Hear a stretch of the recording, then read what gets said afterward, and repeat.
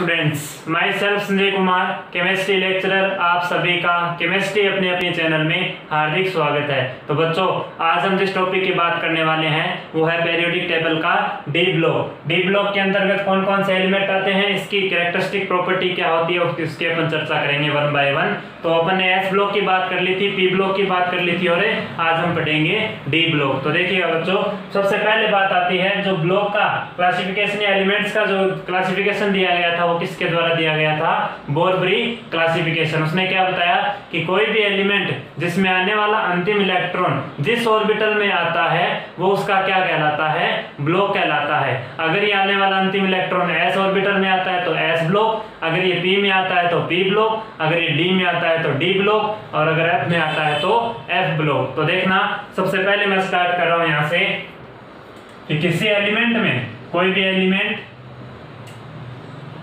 किसी एलिमेंट में आने वाला अंतिम इलेक्ट्रॉन जो है, लास्ट इलेक्ट्रॉन, अंतिम इलेक्ट्रॉन किसके अंतर्गत आता है, डी ब्लॉक में। डी ब्लॉक में बोला जाता है ये पेनल्टीमेट सेल में आता है, पेनल्टीमेट सेल में। किस में आता है अंतिम इलेक्ट्रॉन, पेनल्टीमेट सेल। इसका मतलब क्या हो गया, उपांत्य कोश। अंतिम इलेक्ट्रॉन उपांत्य कोश में आएगा। तो डी ब्लॉक में जो किसी एलिमेंट्स की अगर बात की जाए तो उसमें आने वाला अंतिम इलेक्ट्रॉन किस में आता है, अंतिम इलेक्ट्रॉन उपांत्य कोश में आता है, पेनल्टीमेट सेल में आता है। अब बात आती है पेनल्टीमेट सेल क्या होता है। तो पेनल्टीमेट सेल क्या होता है उसकी मैं बात कर लेता हूं, देखिएगा बच्चों ध्यान से। पेनल्टीमेट सेल होता है अगर कोई सेल में मान लो कि कोई भी वैलेंस सेल, सबसे पहले मैं किसकी बात कर रहा हूं, कोई वैलेंस सेल माना, वैलेंस सेल या बाह्यतम कोश या संयोजी कोश बोल दो। जैसे मैंने क्या माना, कोई किसी एलिमेंट का वैलेंस सेल या बाह्यतम कोश क्या है, एन है। बाह्यतम कोश क्या है, किसी एलिमेंट का एन है। ये इसका किसी एलिमेंट का क्या है, वैलेंस सेल है। तो जो वैलेंस सेल है बाह्यतम कोश के जस्ट पहले वाला, इसके अंदर, इसका मतलब इससे जस्ट पहले वाला जो कोश होगा वो क्या कहलाएगा, पेनल्टीमेट सेल कहलाएगा। तो देखना, अगर मैं इससे जस्ट पहले वाला सेल अगर बात करूं, इससे जस्ट पहले वाला क्या होगा, इससे कम होगा। कम होने का मतलब n-1। तो ये सेल क्या हो गया, वैलेंस सेल हो गया। और ये सेल क्या हो गया इसके कंपैरिजन, क्योंकि मैंने कहा पेनल्टीमेट सेल क्या होता है, जो वैलेंस सेल से एक कम होता है, जस्ट पहले होता है। इसका मतलब एक इससे कम होगा, इसका मतलब क्या हुआ, यहाँ से एक n-1 हो जाएगा। तो ये क्या कहलाता है, पेनल्टीमेट सेल। ये क्या कहलाएगा, पेनल्टीमेट सेल। तो n-1 यहाँ पे क्या होगा, पेनल्टीमेट सेल। इसका मतलब क्या हुआ, वैलेंस सेल से जस्ट एक पहले वाला क्या होता है, पेनल्टीमेट सेल होगा। तो डी ब्लॉक में क्या हुआ, किसी भी एलिमेंट में आने वाला अंतिम इलेक्ट्रॉन n-1 बोल दूं मैं, n-1 में आता हो। n-1 का मतलब क्या हो गया, पेनल्टीमेट सेल हो गया। कंपैरिजन किसके कंपैरिजन, किसी एलिमेंट के वैलेंस सेल से अपन कंपैरेटिवली बात कर ली। तो कोई भी अंतिम इलेक्ट्रॉन आएगा तो किस में आएगा, इस पेनल्टीमेट सेल में आएगा। अंतिम इलेक्ट्रॉन, लास्ट इलेक्ट्रॉन की बात कर रहा हूं। तो डी ब्लॉक की बात करा, इसका मतलब n-1d। तो आने वाला अंतिम इलेक्ट्रॉन किस में आएगा, पेनल्टीमेट सेल में आएगा, n-1d में आएगा। जो वैलेंस सेल है उससे जस्ट पहले वाले सेल में इलेक्ट्रॉन आता है, डी ऑर्बिटल में आता है, इसलिए इसको क्या बोल दिया जाता है, डी ब्लॉक बोल दिया जाता है। उसकी अपन बात करेंगे, एलिमेंट्स कौन कौन से आते हैं, उसकी कैरेक्टरिस्टिक प्रॉपर्टी भी पढ़ेंगे। सबसे पहले आप इसको थोड़ा उतार लें, उसके बाद मैं इसको रफ कर रहा हूं।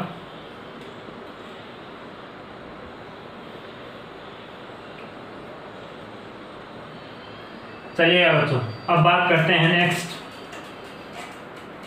अब डी ब्लॉक एलिमेंट्स में, डी ब्लॉक की जो जनरली इसका इलेक्ट्रॉनिक कॉन्फ़िगरेशन बोला जाएगा, वो जनरली क्या बोला जाता है, सभी एलिमेंट्स की अगर मैं बात करूं तो एक कॉमन जनरल इलेक्ट्रॉनिक कॉन्फ़िगरेशन बोला जाता है, generally electronic configuration, general electronic configuration. Electronic configuration generally क्या बोला जाता है, डी ब्लॉक का जनरली कॉन्फ़िगरेशन बोला जाता है n-1d, n-1d 1 से 10, n-1d 1 से 10, ns 0 से 2।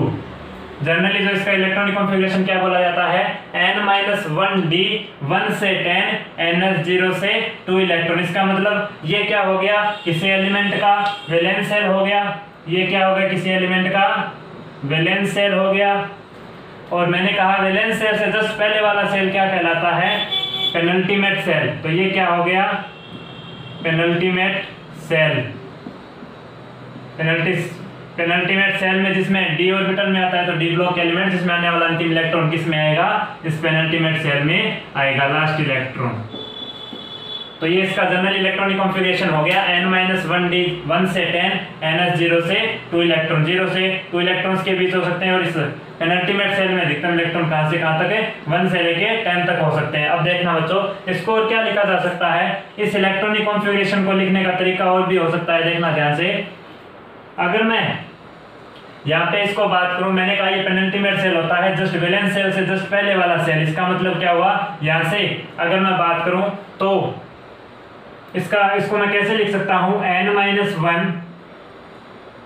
तो कोई भी पेनल्टीमेट शेल होगा उसमें कौन कौन से ऑर्बिटल्स होंगे, s ऑर्बिटल होगा, s ऑर्बिटल जिसमें अधिकतम कितने इलेक्ट्रॉन आते हैं, 2। p ऑर्बिटल होगा जिसमें अधिकतम कितने इलेक्ट्रॉन आएंगे, 6। d ऑर्बिटल होगा जिसमें मैंने अभी बात की, इससे पहले कुछ ऑर्बिटल्स भी तो हैं, जैसे d से पहले कौन सा होगा, p, और कौन सा होगा, s। तो टोटल ओवरऑल मैं बात कर रहा हूँ n-1 s2 p6 और d 1 से 10। इसका मतलब ये ओवरऑल क्या हो गया, पेनल्टीमेट शेल हो गया इसका कंपैरेटिवली। और इसके आगे क्या हो जाएगा, ns 0 से 2। देखना बिल्कुल सेम बात है, दोनों की बात सेम है। देखना, ये कहा मैंने वैलेंस शेल है, ये वैलेंस शेल हो गया, इससे जस्ट पहले वाला क्या कहलाता है, पेनल्टीमेट शेल। तो ये पूरा क्या होगा, पेनल्टीमेट शेल। पेनल्टीमेट शेल क्यों बोला इसको, ये और ये सेम क्यों है, क्योंकि पेनल्टीमेट शेल में जितने भी क्या होंगे, ऑर्बिटल्स होंगे, कौन कौन से ऑर्बिटल्स होंगे, s होगा, p होगा, d होगा, अंतिम इलेक्ट्रॉन d में आता है। इसका मतलब इससे पहले p भी है और s भी है, अंतिम इलेक्ट्रॉन d में आता है, तो ये d ब्लॉक का एलिमेंट्स होता है, कॉन्फ़िगरेशन होता है। तो यहाँ पे इसका मतलब ओवरऑल मैं बात करूं तो पेनल्टीमेट शेल का मतलब n-1 शेल, वैलेंस शेल से एक कम जो शेल होगा वो क्या कहलाएगा, पेनल्टीमेट शेल। तो n-1 s2 p6 d 1 से 10 ns2 0 से 2 कॉन्फ़िगरेशन। तो ये जनरली इसका कॉन्फ़िगरेशन बोला जाता है। और मैं क्या लिख सकता हूँ इसको, देखिएगा बच्चों ध्यान से, अगर मैं बात करूं इसको कैसे लिखा जा सकता है, और देखिएगा ध्यान से देखिएगा। सबसे पहले मैंने कहा किस में आता है अंतिम इलेक्ट्रॉन, इस पेनल्टीमेट शेल में आता है। इसका मतलब अगर मैं वैलेंस शेल क्या मान लूं, n+1 वैलेंस शेल मान लेता हूं। मैंने कोई मान लिया n+1 है, कोई वैलेंस शेल है, n+1 क्या है, कोई वैलेंस शेल। जिस तरीके से यहाँ पे माना ns, इसको मैंने क्या मान लिया, n+1 कोई वैलेंस शेल। तो ये क्या हो गया, वैलेंस शेल। ये मैंने कोई वैलेंस शेल मान लिया। तो अंतिम इलेक्ट्रॉन किस में आएगा, डी ब्लॉक एलिमेंट्स में। ये जो पेनल्टीमेट शेल है इसके अंतर्गत आएगा, उपांत्य कोष में आएगा, डी में आएगा अंतिम इलेक्ट्रॉन। तो देखना ध्यान से, इससे कम n+1 तो क्या हो गया, बाह्यतम कोष। इससे कम क्या होगा, मतलब क्या हुआ, जब n में मैं 1 जोड़ देता हूं, n में क्या कर देता हूं, 1 जोड़ दूंगा, तो ये तो क्या होगा, वैलेंस शेल। एक कम का मतलब इसमें से कम कर दूं तो यहाँ से क्या होगा, n आएगा। तो यहाँ से इसका मतलब इसमें जो पेनल्टीमेट शेल होगा वो कौन सा होगा, nd 1 से 10, nd 1 से 10। तो ये क्या हो गया, इसके लिए इस कॉन्फ़िगरेशन या इस वैलेंस शेल के लिए ये क्या हो गया, पेनल्टीमेट शेल, पेनल्टीमेट शेल। तो वैलेंस शेल से जस्ट पहले वाला क्या कहलाता है, पेनल्टीमेट शेल कहलाता है। तो अगर मैं मानूं शेल मैंने कौन सा लिया, n+1 शेल, तो इसके पहले वाला कौन सा होगा, जस्ट इससे 1 कम कर दो, n+1 में 1 कम करोगे तो क्या आएगा, n आएगा। तो nd 1 से 10। तो ये जनरली डी ब्लॉक का क्या होगा, इलेक्ट्रॉनिक कॉन्फ़िगरेशन। सबसे पहले आप इसको उतार लें, उसके बाद अपन चलते हैं नेक्स्ट।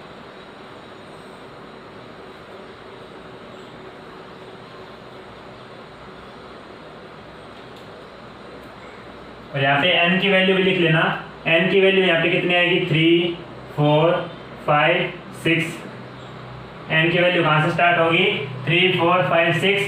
तो यहाँ से n की वैल्यू 3 आएगी। इसका मतलब इसमें d, क्योंकि s t और d 3, इस थर्ड सेल में कितने सब सेल होते हैं, 3 होते हैं, s p और d। तो 3 से स्टार्ट होगा, 3 4 5 6। अब इस इलेक्ट्रॉनिक कॉन्फ़िगरेशन के लिए कोई n की बात कर ले तो n कितना बताना है, यहाँ से ये तो किसके लिए हो गया, इस इलेक्ट्रॉनिक कॉन्फ़िगरेशन के लिए n की वैल्यू होगी। इन दोनों के लिए कोई n की वैल्यू पूछ ले तो कहाँ से स्टार्ट होगी, इन दोनों के लिए n की वैल्यू 4 से स्टार्ट होगी, 4 5 6 7 n इस तरीके से स्टार्ट होगी। तो ये n की वैल्यू होगी। n की वैल्यू यहाँ पे अगर फोर्थ सेल की बात करें, फोर्थ वैलेंस सेल है, मैंने क्या लिया यहाँ पे फोर्थ सेल लिया, तो इसमें ये इलेक्ट्रॉन कहाँ आएंगे, थर्ड में। थर्ड में क्या होता है n-1d, तो यहाँ पे थर्ड से स्टार्ट होगा 3d, 1 से 10 और 4s 0 से 2 इस तरीके से। यहाँ पे n की वैल्यू कितनी लूँ, अगर यहाँ पे n की वैल्यू 4 लूँ, मिनिमम 4 ले ली तो यहाँ पे कितना आएगा 3, तो 3s2 3p6 और 3d 1 से 10 और ये कितना आएगा 4s 0 से 2 इस तरीके से इसमें इलेक्ट्रॉन से फिल होंगे। चलिएगा बच्चों, अब नेक्स्ट चलते हैं अपन।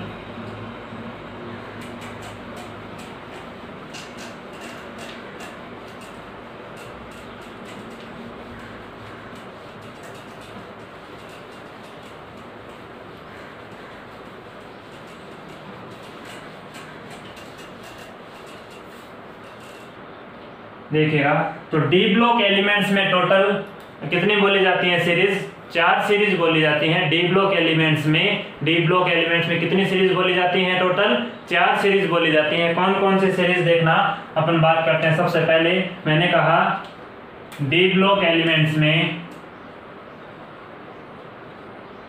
डी ब्लॉक एलिमेंट्स की टोटल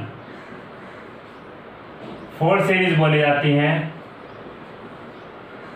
कितनी सीरीज बोली जाती हैं, 4 सीरीज बोली जाती हैं। कौन कौन सी देखना। सबसे पहले मैं बात कर रहा हूं सीरीज, तो डी ब्लॉक सबसे पहले बात आती है। डी ब्लॉक है किस पीरियड से स्टार्ट होता है, पीरियोडिक टेबल में। पीरियोडिक टेबल में अपने बनाया था, उसको मैं थोड़ा सा समझा देता हूं। देखिएगा बच्चों ध्यान से, अपन स्केलेटन बना लेते हैं। थोड़ा स्केलेटन मैंने बनाया था, मैंने इसके पीरियोडिक टेबल की बात कर ली थी वैसे, लेकिन फिर भी मैं आप लोगों को बता देता हूं।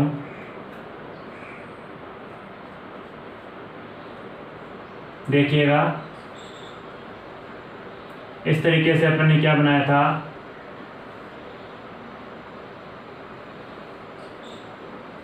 पीरियोडिक टेबल का स्केलेटन तैयार किया था। ये स्केलेटन तैयार किया था। तो अपना डी ब्लॉक पीरियड की बात करूँ मैं, तो कहाँ से स्टार्ट होता, इससे 4th पीरियड से स्टार्ट हो रहा था। ये 5th का हो गया, ये 6th का हो गया और ये 7th का हो गया। तो ये कहाँ से स्टार्ट होता है, इसे 4th पीरियड से। तो डी ब्लॉक कहाँ से स्टार्ट होता है, 4th पीरियड से स्टार्ट होता है। तो ध्यान में रखना है, ये डी ब्लॉक यहाँ से स्टार्ट होगा 4th पीरियड से। तो इसकी मैं अगर सीरीज की बात करूँ तो सीरीज एक तो हो गई 4th पीरियड वाली, 4th पीरियड में भी क्या है, सभी D block elements. 5th period में भी क्या है, सभी D block element. 6th block में भी क्या है, सभी 6th पीरियड में भी सभी डी ब्लॉक एलिमेंट। 7th में भी क्या है, सभी डी ब्लॉक एलिमेंट। अब देखना बच्चों ध्यान से, इसको क्या बोला जाता है, जो 4th पीरियड में जितने भी एलिमेंट्स हैं उसको किसकी सीरीज, उसकी सीरीज क्या होगी, 3D सीरीज। इसको क्या बोला जाता है, 3D सीरीज। इसको क्या बोला जाता है, 4D सीरीज। इसको 5D सीरीज। और इसको क्या बोला जाता है, 6D सीरीज। अब देखना बच्चों ध्यान से, 3D सीरीज को और क्या बोल दिया जाता है, कई बार 3D सीरीज को इसको बोल दिया जाता है फर्स्ट ट्रांजिशन सीरीज। इसको क्या बोल दिया जाता है, फर्स्ट ट्रांजिशन सीरीज। 4D को क्या बोल दिया जाता है, सेकेंड ट्रांजिशन सीरीज। इसको क्या बोला जाता है, third transition series. Third transition series. इसको क्या बोला जाएगा, 4th transition series. 4th transition series. तो ये कितनी होगी, टोटल 4 सीरीज हो गई। कौन कौन सी, सबसे पहले अगर मैं बात करूं फोर्थ पीरियड से लेके सेवंथ पीरियड तक क्या होता है, डी ब्लॉक होता है। तो फोर्थ पीरियड वाले को क्या बोला जाता है, सीरीज क्या होगी उसकी 3D, इसकी 4D, 5D और 6D। तो फर्स्ट वाले 3D सीरीज को क्या बोला जाता है, first transition series, second transition series, third transition series और फोर्थ ट्रांजिशन सीरीज। ये चार क्या होगी, डी ब्लॉक की सीरीज होगी। सबसे पहले आप इसको उतार लें, उसके बाद अपन चलते हैं नेक्स्ट।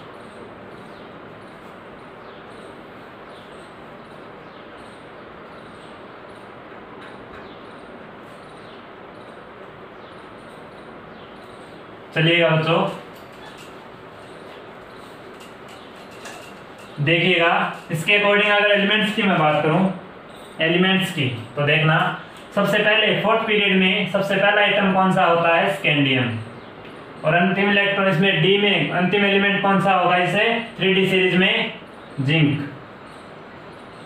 इसी तरीके से यहाँ पे अगर मैं बात करूं इसे फिफ्थ पीरियड में 4D सीरीज में सबसे पहला एलिमेंट क्या होगा, इट्रियम। और अंतिम कौन सा होगा, कैडमियम। अंतिम कौन सा होगा, कैडमियम। इसी तरीके से यहाँ पे अगर मैं बात करूं फिफ्थ इसे सिक्स्थ पीरियड में 5D सीरीज के जो फर्स्ट एलिमेंट होगा वो कौन सा होगा, लेंथेनम।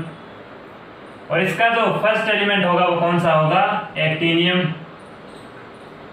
इसका अंतिम कौन सा होता है, मरकरी होता है। और इसका अंतिम एलिमेंट्स कौन सा होता है, यूयूबी। यूयूबी। अब देखना बच्चों ध्यान से, इसमें कुछ कैरेक्टरिस्टिक बात बता रहा हूं मैं, देखिएगा। तो यूयूबी कितने पे आता है, 112 पर आता है। तो इसकी अगर सभी की बात की जाए, इन सभी की अगर बात कर ली जाए, इन सभी एलिमेंट्स, यहाँ पे एलिमेंट्स और हैं जो इसके बीच में, इन सभी के बीच में क्या है, मैंने क्या लिखा है, सिर्फ फर्स्ट एलिमेंट और लास्ट एलिमेंट लिखा है सभी सीरीज का। तो देखना स्कैंडियम के लिए क्या बोला जाता है, ये सभी एलिमेंट्स क्या दिखाते हैं, परिवर्तनशील ऑक्सीकरण अवस्था। परिवर्तनशील ऑक्सीडेशन स्टेट। परिवर्तनशील ऑक्सीडेशन स्टेट दिखाते हैं। इसका मतलब क्या हुआ, यहाँ से देखिएगा बच्चों ध्यान से, यहाँ पे मैंने कहा ये जो एलिमेंट्स हैं इनके अलावा सभी क्या दिखाते हैं, परिवर्तनशील ऑक्सीकरण अवस्था दिखाते हैं। लेकिन ये स्कैंडियम का जो फर्स्ट एलिमेंट है, first element scandium, yttrium, lanthanum और एक्टिनियम, ये कभी भी क्या नहीं दिखाते, परिवर्तनशील ऑक्सीकरण अवस्था नहीं दिखाते। तो यहाँ पे अगर कोई पूछ ले कि डी ब्लॉक में ऐसे एलिमेंट जो क्या नहीं दिखाते, परिवर्तनशील ऑक्सीकरण अवस्था नहीं दिखाते, तो इसमें किसी भी तरीके की ऑक्सीडेशन स्टेट में चेंजेस देखने को नहीं मिलता। अब देखिएगा इसमें भी अगर मैं इस लास्ट एलिमेंट्स की बात करूं सभी की, तो ये भी क्या नहीं करते, परिवर्तनशील ऑक्सीडेशन स्टेट है रिप्रेजेंट नहीं करते। इसका मतलब क्या हुआ, इनकी इन चार एलिमेंट्स और फर्स्ट वाले और लास्ट वाले चार एलिमेंट्स, इन सभी की क्या होती है, ऑक्सीडेशन स्टेट फिक्स होती है। फिक्स कितनी होगी उसकी मैं बात कर लूंगा। तो सबसे पहले क्या ध्यान में रखना है, डी ब्लॉक के एलिमेंट्स की ऑक्सीकरण अवस्था एक से ज्यादा होती है, ज्यादा अधिक प्रकार की या डिफरेंट प्रकार की क्या देते हैं, ऑक्सीडेशन स्टेट देते हैं। लेकिन फर्स्ट एलिमेंट और लास्ट एलिमेंट्स की अगर बात की जाए तो ये परिवर्तनशील ऑक्सीडेशन स्टेट या ऑक्सीडेशन स्टेट में चेंजेस बहुत कम देखने को मिलता है। इनकी क्या होती है, परमानेंट ऑक्सीडेशन स्टेट होती है। तो इसके बीच में जितने भी एलिमेंट्स आएंगे, इनके बीच में जितने भी एलिमेंट्स आएंगे उनकी क्या होती है, ऑक्सीडेशन स्टेट में चेंजेस देखने को मिलता है। चेंजेस कितना होगा उसकी मैं बात कर लूंगा। ऑक्सीडेशन स्टेट में क्या देखने को मिलेगा, चेंजेस। तो इन दोनों के बीच में जितने भी एलिमेंट्स है, फर्स्ट एलिमेंट्स और लास्ट एलिमेंट्स के बीच में जितने भी यहाँ पे एलिमेंट्स आएंगे उनकी क्या होती है, ऑक्सीडेशन स्टेट में चेंजेस आता है। और इनमें इनके अगर मैं बात करूँ फर्स्ट वाले और लास्ट एलिमेंट्स की 8 में क्या आता है, किसी भी ऑक्सीडेशन स्टेट में कोई भी चेंजेस देखने को नहीं मिलता। इसका मतलब यहाँ पे क्या होती है, फिक्स होती है। तो देखिएगा बच्चों ध्यान से, अगर मैं बात करूँ स्कैंडियम, सबसे पहले मैं किसकी बात कर रहा हूँ, चलो ऑक्सीडेशन स्टेट अपन पढ़ लेंगे, इसकी मैं बात कर लूंगा, अलग से कर लूंगा। ऑक्सीडेशन स्टेट सभी एलिमेंट्स की बात कर लेंगे, पर सबसे पहले आप इसको उतार लें, उसके बाद अपन चलेंगे नेक्स्ट। तो जिनकी ऑक्सीडेशन स्टेट चेंजेस नहीं होती वो एलिमेंट्स कौन से होंगे, एक तो इन सभी सीरीज के फर्स्ट एलिमेंट और लास्ट एलिमेंट्स।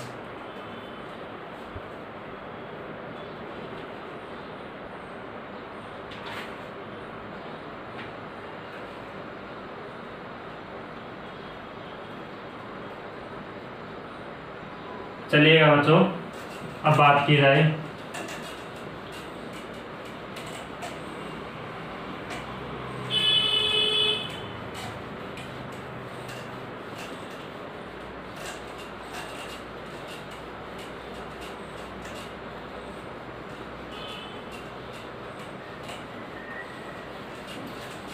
देखिएगा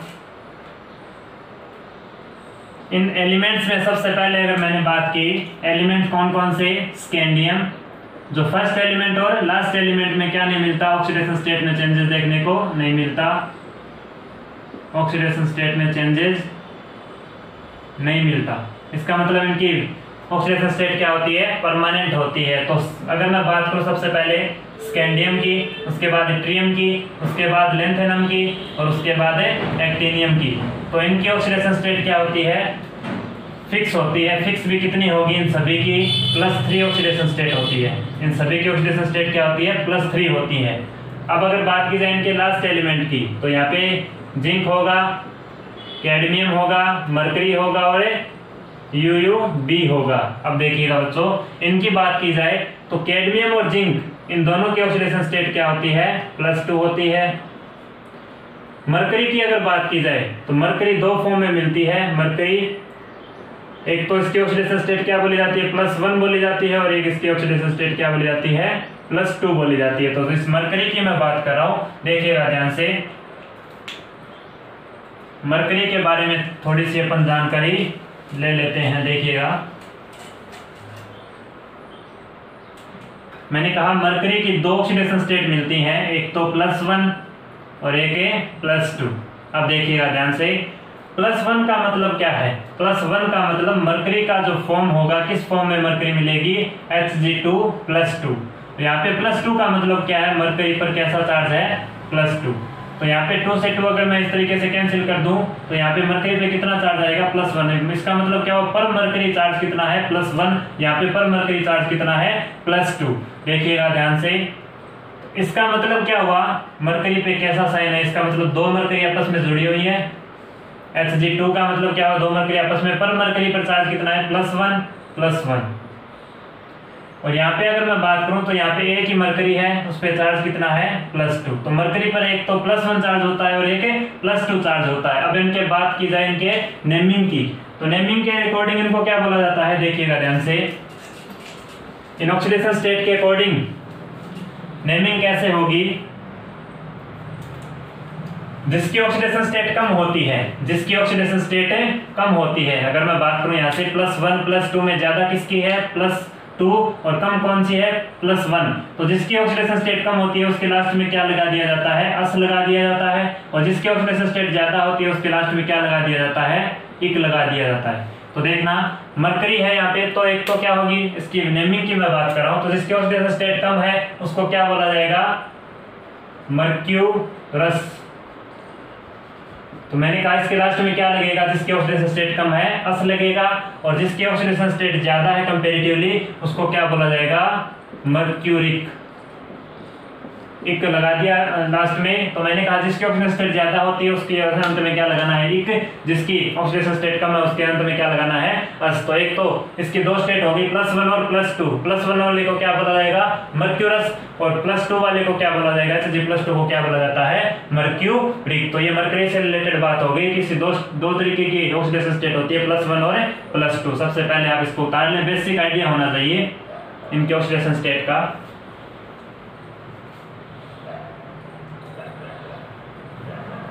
चलिएगा बच्चों, अब बात की जाए यहाँ पे कुल डी ब्लॉक एलिमेंट्स कितने होंगे, total D block element, total D block element कितने होंगे उसकी मैं बात कर लेता हूँ। देखिएगा बच्चों ध्यान से, मैंने कहा इस डी ब्लॉक में मैंने कितनी सीरीज बताई थी, टोटल 4 सीरीज बताई थी। टोटल सीरीज कौन कौन सी, 3D, 4D, 5D और 6D सीरीज। तो पर सीरीज कितने एटम आते हैं, कितने एलिमेंट्स आएंगे, 10। पर सीरीज कितने आते हैं, 10 एलिमेंट्स आते हैं। इसका मतलब 4 तो सीरीज हो गई, और पर सीरीज 10 क्या मिलेंगे, एलिमेंट मिलेंगे। इसका मतलब टोटल डी ब्लॉक के एलिमेंट कितने हो गए, 40। तो टोटल डी ब्लॉक एलिमेंट कितने होते हैं, 40 होते हैं। 40 में से सभी क्या होती हैं, मेटल्स होती हैं, ऑल मेटल्स। सभी क्या होती हैं, मेटल्स होती हैं। अब अगर मेटल्स में अगर मैं इनकी फेज की बात करूं, सभी में अगर मेटल्स होती हैं तो मेटल्स में भी यहाँ पे एक तो क्या होती है, लिक्विड फॉर्म में होती है, एक तो क्या होती है, लिक्विड फॉर्म में होती है, और बाकी सभी 40 में से एक क्या होती है, लिक्विड फॉर्म, और बाकी कितनी बचेगी, 39 क्या होती हैं, सॉलिड फॉर्म में होती हैं। 39 क्या होती है, सॉलिड फॉर्म। तो 39 तो क्या होगी, सॉलिड फॉर्म में हो गई, और एक क्या हो गई यहाँ पे, लिक्विड फॉर्म में हो गई। तो एक लिक्विड कौन सी होती है, सबसे पहले बात आती है, एक अगर लिक्विड फॉर्म में है तो कौन सी है, मरकरी। मरकरी धातु जो किस फॉर्म में मिलती है, लिक्विड फॉर्म में मिलती है। डी ब्लॉक एलिमेंट्स होता है मरकरी, जो लिक्विड फॉर्म में होती है, बाकी सभी क्या होती है, सॉलिड फॉर्म में होती है। इस चीजों को ध्यान में रखना, जल्दी से आप इसको उतार ले, उसके बाद अपन चलते हैं नेक्स्ट। चलिएगा बच्चों, अब डी ब्लॉक एलिमेंट्स के अपन ऑक्सीडेशन स्टेट की बात करते हैं। मैंने कहा डी ब्लॉक एलिमेंट परिवर्तनशील ऑक्सीडेशन स्टेट दिखाते हैं। परिवर्तनशील ऑक्सीडेशन स्टेट का मतलब उनके ऑक्सीडेशन स्टेट में वेरिएशन देखने को मिलेगा। तो देखिएगा वेरिएशन कैसे देखने को मिलेगा, और सभी एलिमेंट्स की मैं बात कर रहा हूं। चलिए, oxidation state of A D block element, oxidation state.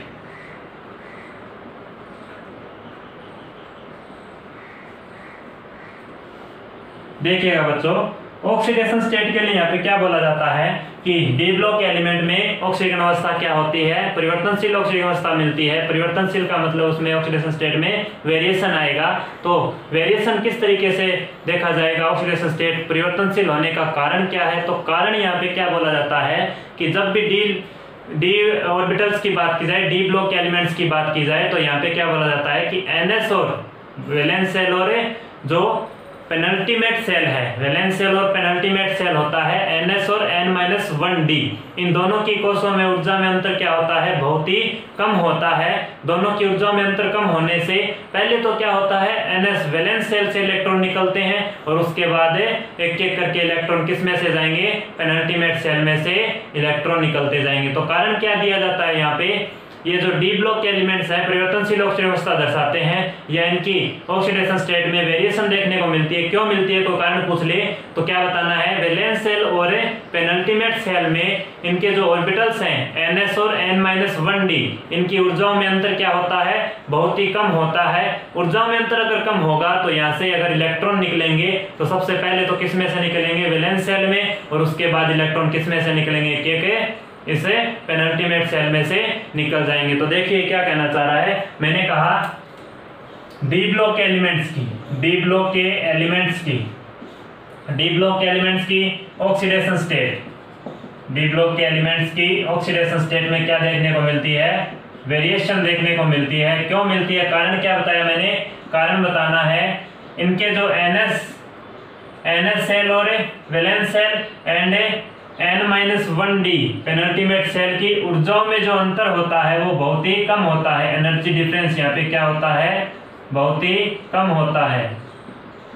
Energy difference से क्या होता है, बहुत ही कम होता है। ऊर्जा में, दोनों की ऊर्जा में अंतर बहुत ही कम देखने को मिलता है, जिसके कारण यहाँ से अगर इलेक्ट्रॉन जाएगा, अगर इनमें से मैं बात करूँ तो n-1d क्या हो गया, पेनल्टीमेट सेल हो गया, और ये क्या हो गया, एनएस वैलेंस सेल हो गया। तो इलेक्ट्रॉन जब भी निकलेगा, सबसे पहले इलेक्ट्रॉन कहां से निकलेगा, इससे वैलेंस सेल से इलेक्ट्रॉन निकलेगा। सबसे पहले इलेक्ट्रॉन कहां से निकलेगा, फर्स्ट मैं बात कर रहा हूं, सबसे पहले इलेक्ट्रॉन इस वैलेंस सेल से निकलेगा, और उसके बाद इलेक्ट्रॉन कहां से निकलेगा, इससे पेनल्टीमेट सेल से निकल जाएगा इलेक्ट्रॉन। तो सबसे पहले इलेक्ट्रॉन कहां से निकालना है, वैलेंस सेल से, उसके बाद पेनल्टीमेट सेल से इलेक्ट्रॉन निकालना है। तो ये कारण यहाँ पे हो गया कि D block elements oxidation state में क्या देखने को मिलती है, वेरिएशन या विभिन्नता देखने को मिलती है। इसमें वेरिएशन कैसे होगी उसकी मैं बात कर लूंगा। सबसे पहले पता होना चाहिए कि वेरिएशन क्यों मिली, क्योंकि इस वैलेंस सेल और पेनल्टीमेट सेल की ऊर्जा में अंतर बहुत कम होता है, जिसके कारण इलेक्ट्रॉन निकलेगा। तो सबसे पहले कहां से निकलेगा, इस वैलेंस सेल से, उसके बाद इसे पेनल्टीमेट सेल से इलेक्ट्रॉन निकलेगा। तो ये बेसिक आइडिया हो गया। इसका रीजन हो गया कि डी ब्लॉक एलिमेंट्स की ऑक्सीडेशन स्टेट में वेरिएशन देखने को मिलेगा। इसको उतार लें, उसके बाद अपन चलते हैं कि ऑक्सीडेशन स्टेट वेरिएशन कैसे होती है, कौन कौन सी ऑक्सीडेशन स्टेट होती है। देखिएगा बच्चों, मैं एक सीरीज की बात कर लेता हूँ, जैसे 3D सीरीज की बात कर लेता हूँ, बाकी सभी में क्या होगा वैसे ही होगा उसके अकॉर्डिंग। तो मैं बात कर रहा हूँ यहाँ पे 3D सीरीज की। सबसे पहले ऑक्सीडेशन स्टेट किसकी बात कर रहा हूँ, 3D सीरीज की। 3D सीरीज के सभी एलिमेंट्स के अपन क्या पढ़ लेंगे, वे ऑक्सीडेशन स्टेट पढ़ लेंगे। देखिएगा सबसे पहले मैं बात कर रहा हूँ 3D सीरीज की। 3D सीरीज में कौन कौन से एलिमेंट आते हैं, scandium, titanium, vanadium, chromium, manganese,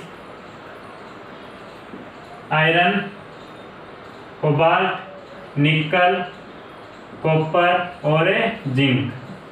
ये क्या होते हैं, सभी एलिमेंट्स होते हैं। याद करने का तरीका क्या है, ट्रिक मैंने पहले टेबल में बताई थी कि साइंस टीचर वीता कर्मानी मन फेर कोनी क्यों जाने।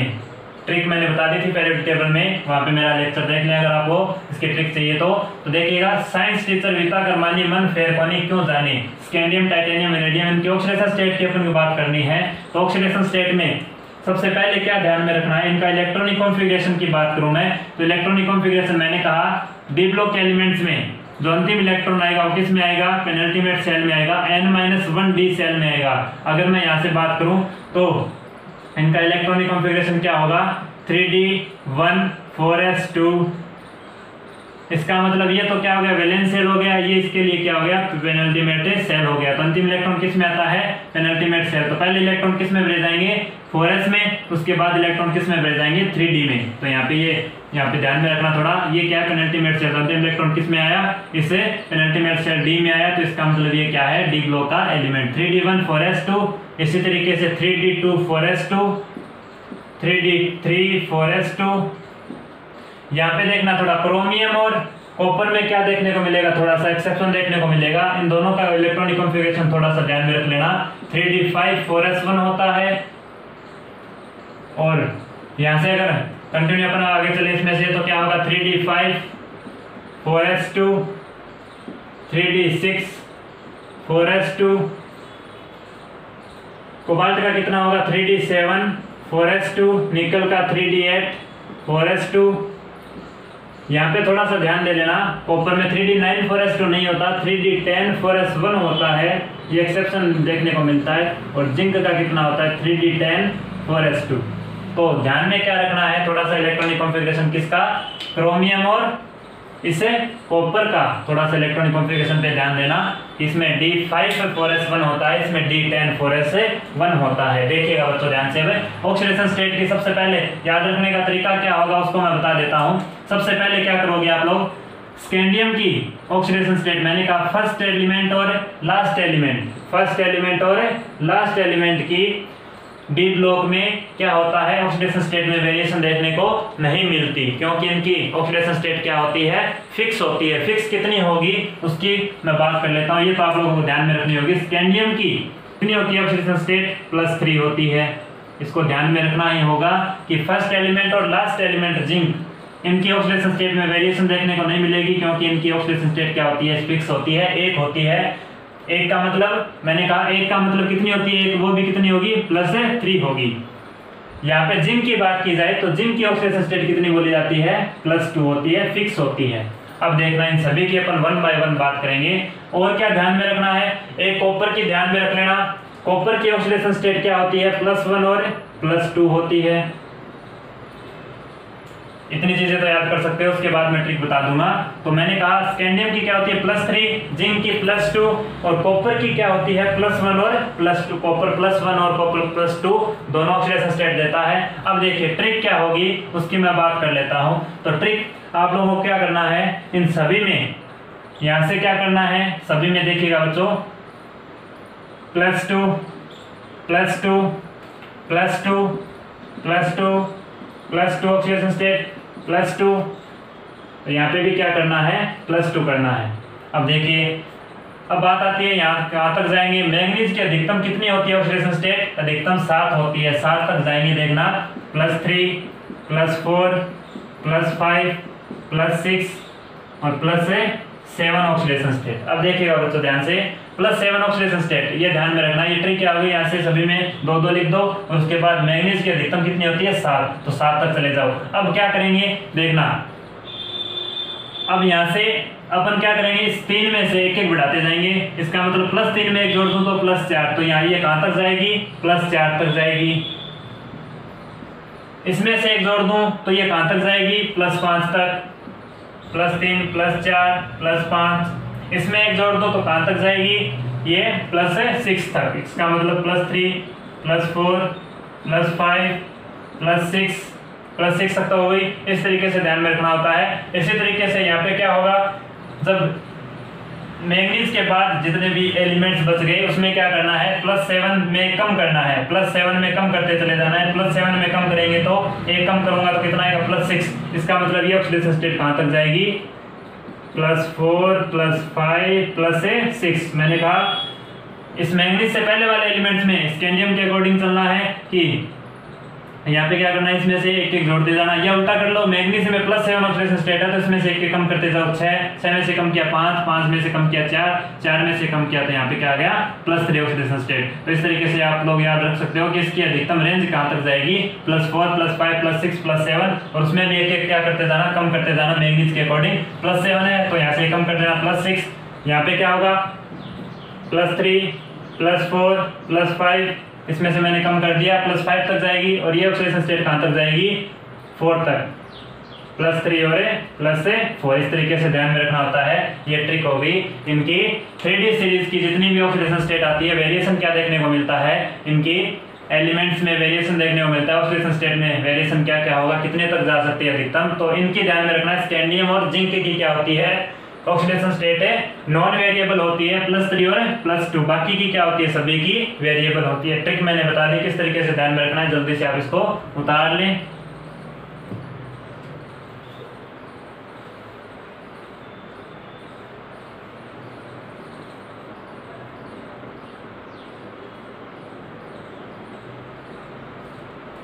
चलिएगा बच्चों, अब बात की जाए ऑक्सीडेशन स्टेट की। डी ब्लॉक में अधिकतम ऑक्सीडेशन स्टेट, ऐसे एलिमेंट डी ब्लॉक में जिसमें अधिकतम ऑक्सीडेशन स्टेट मिलेगी, वो एलिमेंट कौन कौन से हैं, कई बार एग्जाम में क्वेश्चन पूछ लिया जाता है। ध्यान में रखना, मैंने क्या कहा, ध्यान से सुनिएगा। डी ब्लॉक में पूछा है मैंने, ओवरऑल डी ब्लॉक की मैं बात कर रहा हूं, उसमें अधिकतम ऑक्सीडेशन स्टेट किसकी होती है, तो इन डी ब्लॉक क्वेश्चन कई बार पूछ लेता है, in D block maximum oxidation state, maximum oxidation state किसकी होती है, एक तो होता है ओस्मियम, एक तो किसकी होती है ओस्मियम, और एक होता है रुथेनियम। ओस्मियम और रुथेनियम दोनों की ऑक्सीडेशन स्टेट अधिकतम कितनी होती है, +8 होती है। ये कई बार क्वेश्चन पूछ लिया जाता है, ध्यान रखना बच्चों। एक तो ओस्मियम और रुथेनियम, इन दोनों की ऑक्सीडेशन डी ब्लॉक में अधिकतम होती है, ओस्मियम और रुथेनियम। अब कोई क्या पूछ ले, 3D सीरीज की पूछ ले, इन 3D सीरीज, 3D सीरीज में अगर कोई पूछ ले कि ऑक्सीडेशन स्टेट अधिकतम किस एलिमेंट की होती है, मैक्सिमम ऑक्सीडेशन स्टेट, तो चेक कर लेना डी ब्लॉक की बात कर रहा है या 3D सीरीज की बात कर रहा है। इसमें क्या बताना है, मैंने अभी बात की थी ऑक्सीडेशन स्टेट में सबसे ज्यादा किसकी थी, मैग्नीज की, +7। तो यहाँ पे क्या बताना है, मैग्नीज कितनी होती है, +7 ऑक्सीडेशन स्टेट। तो ध्यान दे देना किसकी बात कर रहा है, 3D सीरीज की बात कर रहा है या डी ब्लॉक की बात कर रहा है। तो ओवरऑल डी ब्लॉक में किसकी होती है सबसे ज्यादा, ओस्मियम और रुथेनियम की, +8 तक जाती है। और इनके ऑक्सीडेशन स्टेट 3D सीरीज में अधिकतम पूछ ले तो मैग्नीज की अधिकतम +7। इसको उतार लो।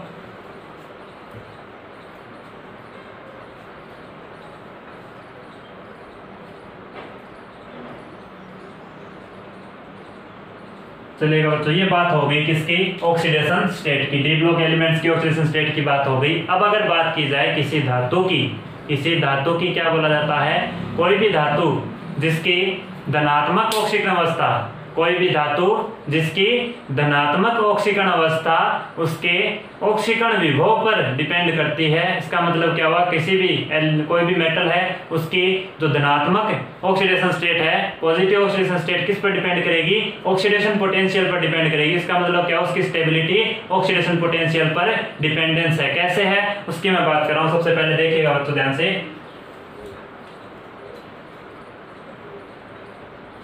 तो स्टेटमेंट मैंने क्या बोला, किसी धातु की धनात्मक ऑक्सीकरण अवस्था, देखिएगा किसी धातु की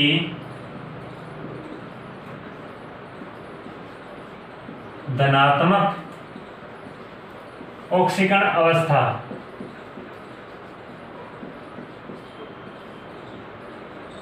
किसी धातु की धनात्मक ऑक्सीकरण अवस्था किस पर डिपेंड करती है, ऑक्सीडेशन पोटेंशियल पर, ऑक्सीडेशन पोटेंशियल पर।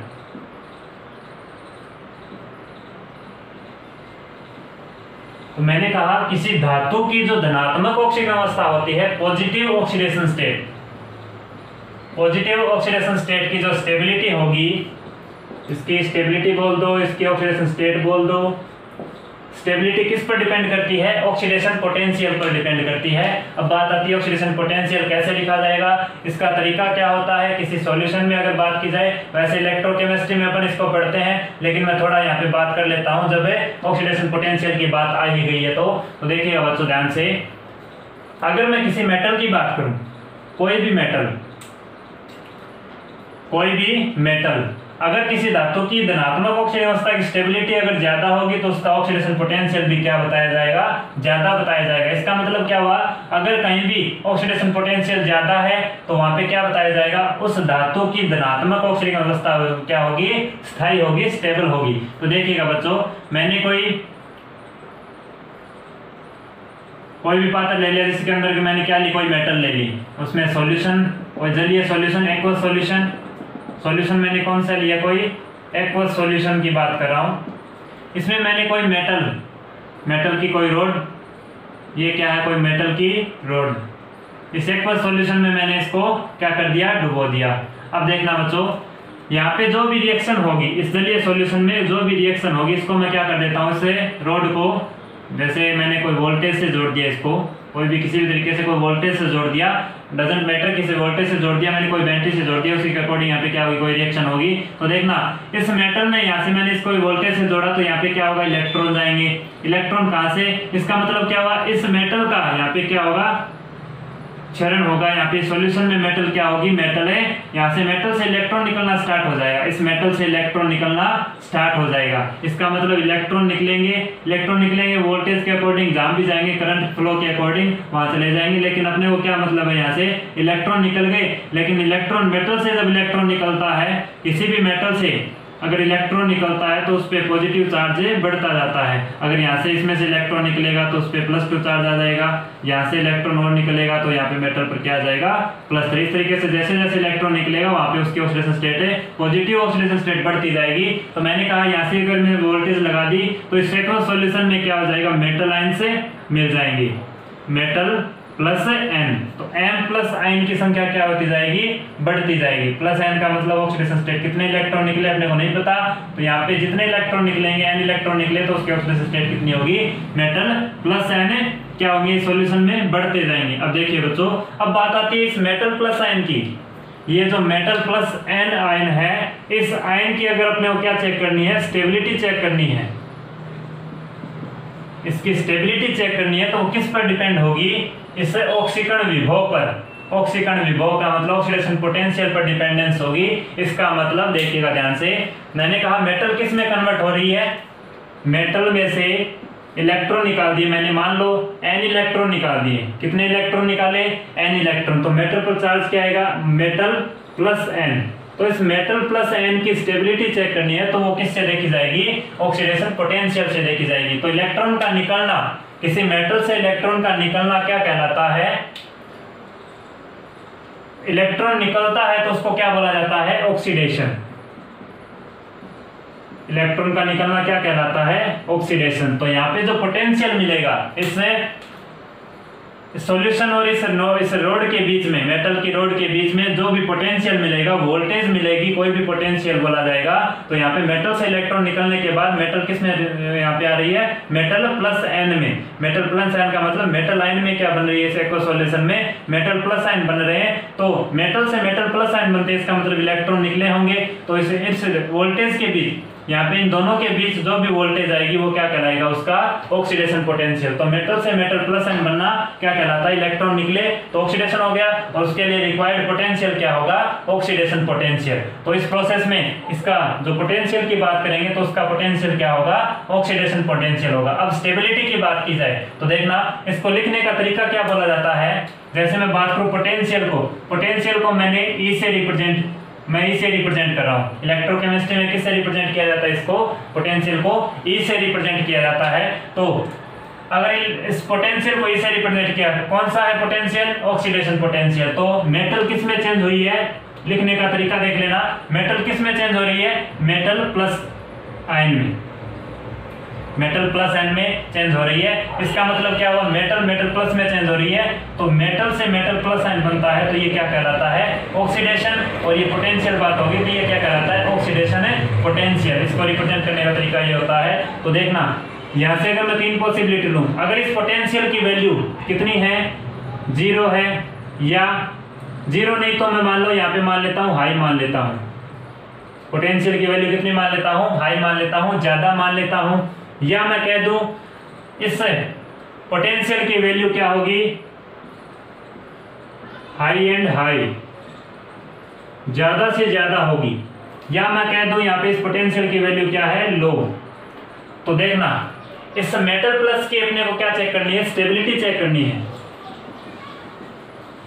इसकी अपने को क्या चेक करनी है, स्टेबिलिटी। मैंने कहा किसी धातु की, इस मेटल, कोई भी मेटल है, उसकी धनात्मक ऑक्सीकरण अवस्था, ये कोई धनात्मक ऑक्सीकरण अवस्था होगी, और उसकी अपने स्टेबिलिटी चेक करनी है। तो किस पे डिपेंड करेगी, इससे ऑक्सीडेशन पोटेंशियल पर डिपेंड करेगी। अगर ये ऑक्सीडेशन पोटेंशियल ज्यादा है तो इस धातु की जो धनात्मक ऑक्सीकरण अवस्था है उसकी स्टेबिलिटी भी क्या होगी, ज्यादा होगी। तो यहाँ पे इस मेटल प्लस आयन की क्या होगी, स्टेबिलिटी भी ज्यादा होगी। अगर पोटेंशियल का मान और भी ज्यादा है, हाई एंड हाई, तो यहाँ पे स्टेबिलिटी और भी बढ़ जाएगी, ज्यादा से ज्यादा होगी।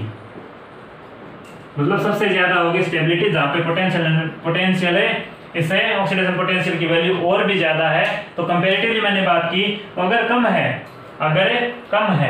अगर ऑक्सीडेशन पोटेंशियल की वैल्यू कम है या नेगेटिव है, कम का मतलब क्या हो गया, नेगेटिव। अगर ऑक्सीडेशन पोटेंशियल कैसा है, नेगेटिव है, तो उसमें किसी धातु की धनात्मक ऑक्सीकरण अवस्था का स्थायित्व क्या होगा, कम होगा। तो इस चीज को ध्यान में रखना, थोड़ा सा इलेक्ट्रोकेमिस्ट्री से रिलेटेड है ये, थोड़ा सा इसकी मैं जानकारी दे देता हूँ। जब ऑक्सीडेशन स्टेट की जब बात आ गई तो उसमें थोड़ा सा मैंने बता दिया कि किसी मेटल में इलेक्ट्रॉन जब निकलेगा उसको क्या बोला जाएगा, ऑक्सीडेशन। और उससे मेटल आयंस जो बनेंगे एक सॉल्यूशन में जो मेटल आयन बनेगी उनके बीच जो पोटेंशियल बनेगा वो क्या होगा, ऑक्सीडेशन पोटेंशियल। तो ऑक्सीडेशन पोटेंशियल ज्यादा होगा तो उस धातु की जो पॉजिटिव ऑक्सीडेशन स्टेट है उसकी स्टेबिलिटी भी क्या होगी, ज्यादा होगी। मैंने कहा अगर ये कम है, अगर ऑक्सीडेशन पोटेंशियल क्या है, कम है या नेगेटिव है, तो उसमें इस मेटल प्लस आयन की क्या होगी, स्टेबिलिटी भी कम होगी या धनात्मक ऑक्सीकरण अवस्था भी कम होगी। सबसे पहले आप इसको उतार लें, उसके बाद अपन चलते हैं नेक्स्ट। थोड़ा आइडिया होना चाहिए, बेसिक आइडिया कि ऑक्सीडेशन पोटेंशियल को रीड आउट करने का तरीका क्या है, और उसमें किसी मेटल की पॉजिटिव ऑक्सीडेशन स्टेट दर्शाने का, उसमें रिलेटिव स्टेबिलिटी कैसे चेक की जाती है, उसकी मैंने बात कर ली।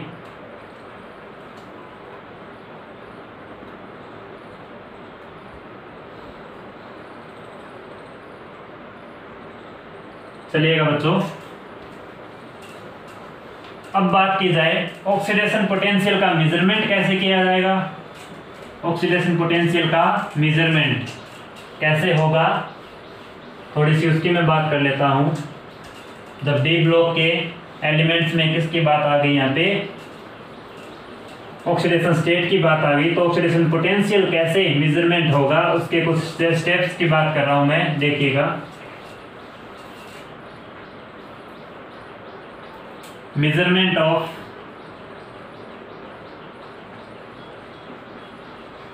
oxidation potential।